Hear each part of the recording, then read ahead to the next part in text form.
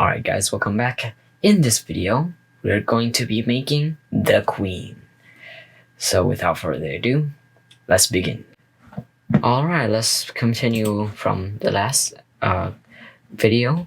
So right here, up here is very important. Sometimes we have some settings changed and it's gonna be pretty messed up if you have a different from my one and some problems might occur. So let's see. Right now I have the bounding box center selected for this, and my magnet is off, and proportional edit is off for now. So okay, let's begin. So first, let's look from front view, front view, and then select everything.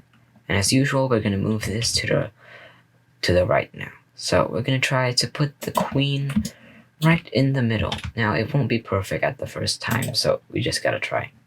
Okay, so now let's add a cylinder and go back into front view and scale it down once again. So let's adjust it. Okay, as you can see, there's a gap right here. Now there is this hotkey that selects everything else that you're selecting. So as you can see right here, it's kind of slide to the left. We want to select everything else so we can move it. So there's this cool thing you can do is Control I, which would invert your selection in object mode. So right here, as you can see, it inverted, and now everything else except for the cylinder that we selected earlier is selected. So let's go back into front view and move it to the side. Okay, about this much. I can see that it's kind of a little bit bigger than the cylinder, so let's scale the cylinder. Okay, perfect. So now let's scale down the cylinder on the Z itself, move it up, and let's begin. So first, let's tab into edit mode and select the top face. Okay. And now we're gonna extrude scale. So let's extrude and scale it. Extrude and scale it. Extrude. Okay, let's keep going.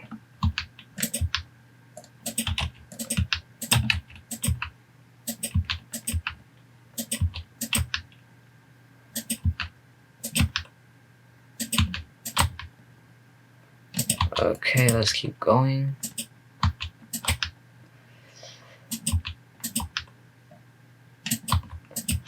Okay, so let's keep extruding up. Okay, let's keep going. Oh, it's not selected. So right here. So now we got the bottom half done, so now we can do the upper half. Okay, this part's pretty easy. You just extrude it and scale it, and there's not that much ridges to follow, so okay. And right here is kind of like a curved like this. We can extrude and scale it up like this. Okay, looking good, looking good.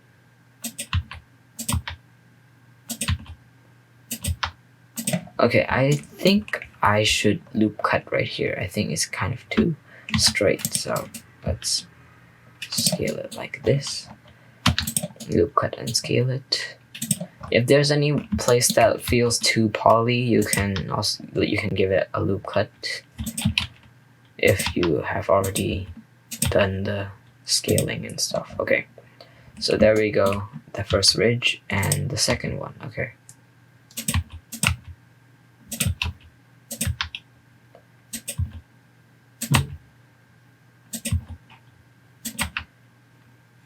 although I say if you want to, you can add more loop cuts, but you shouldn't add that much because we would be doing the subdivision surface later, which would make your ridges more smooth anyways. So it's not that useful to loop cut a lot. There won't be that much difference in the end. Okay, There we go. Now, here's the hard part. Here's the top part. Okay, here we go. Extrude, scale, extrude, scale. Okay, so right here, you want to extrude and scale to the part where you want those spiky things to come out from. I'll have it around here. You can set yours to anywhere you want. And then we're gonna inset the top. So press I to inset. And there we go. So as you can see, we have these to extrude. And basically, let's see from the front. It's around two faces.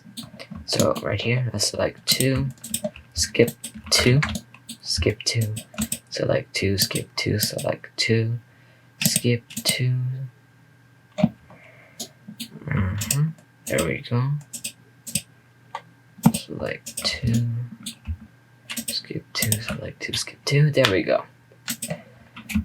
Then you can just extrude it up and then scale it. So right here, we want it to be bounding box center, not individual origins, so that it can spread out. Yes, it can spread out.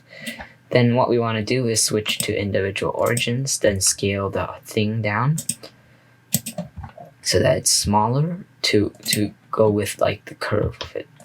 Then we can extrude it once again and scale it like this, scale it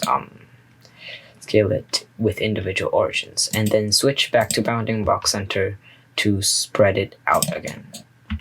Okay. Now, oops. Now a cool detail to add, let's extrude this down a little bit. Okay, should look better. So now let's do the top part. It's like a dome or something.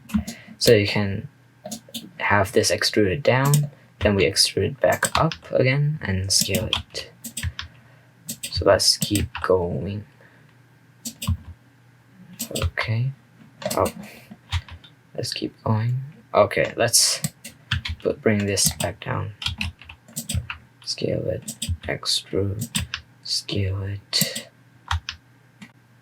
extrude, scale it, extrude, scale it, extrude and scale. We're gonna keep going here, okay.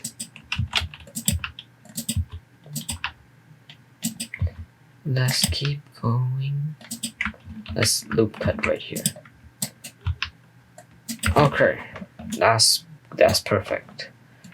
Now this might not fit 100%, but it will work. Okay. So last thing, we can just add our subdivision surface. Okay, and we need to adjust a few things like down here. So we're gonna loop cut and slide it down. Select the bottom face and inset and spread it out as usual. So the top part, if there's anything deformed or anything, you can adjust it. But for me, I don't think there's anything that much to adjust. Maybe I can loop cut right here at the bottom of the dome thing and then slide it down so that the ridges that separate right here is more apparent. And also at this edge maybe to slide it down so it's even more apparent. But once you got everything done, you can just shade smooth and you're good to go. So last thing, let's add a material for it, the one that we created earlier, and there we go.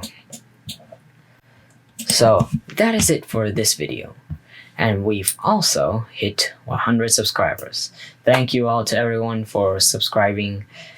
If you enjoyed this video, please leave a like and maybe subscribe. The next video will be the last piece, the king, so that is exciting. Okay, well, I'll see you guys soon. Bye bye.